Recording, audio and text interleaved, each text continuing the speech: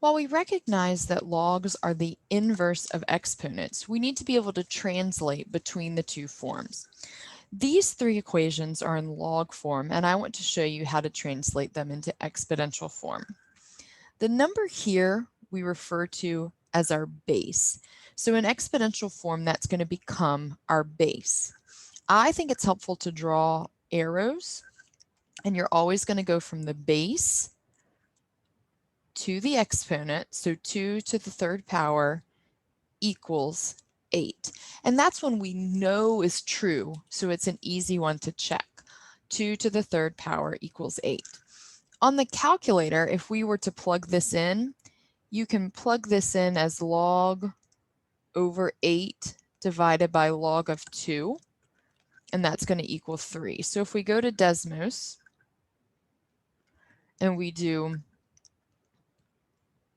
log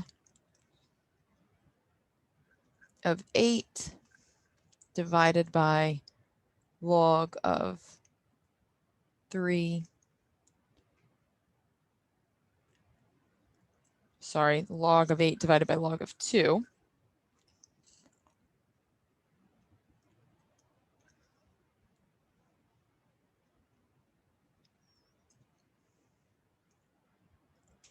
you see we do indeed get 3. Some of your calculators will be set up that you can type in a base, and so on those there'll be a key where you can actually plug in the base value here and that value there, so just be careful how that's written. If we move to the second one here, again, draw your arrows. Our base is going to be 5, and so we've got 5 raised to the 4th power equals 625. And we do know that 5 to the 4th power is 625. Often where people get confused is if we take away some of the numbers, but don't do anything different. Our base here will be 7. We'll raise it to the xth power, and that's going to equal z. Likewise, you also need to be able to translate from exponential to logs.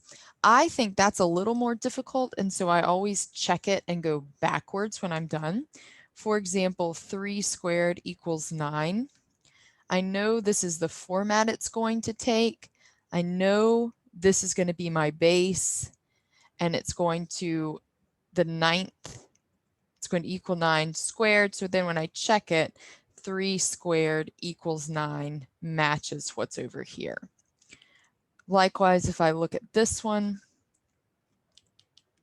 if I have 2 to the y power equals x, I know my base is going to be 2, and then I switch my x and y, and then I can check it. 2 to the y does equal x.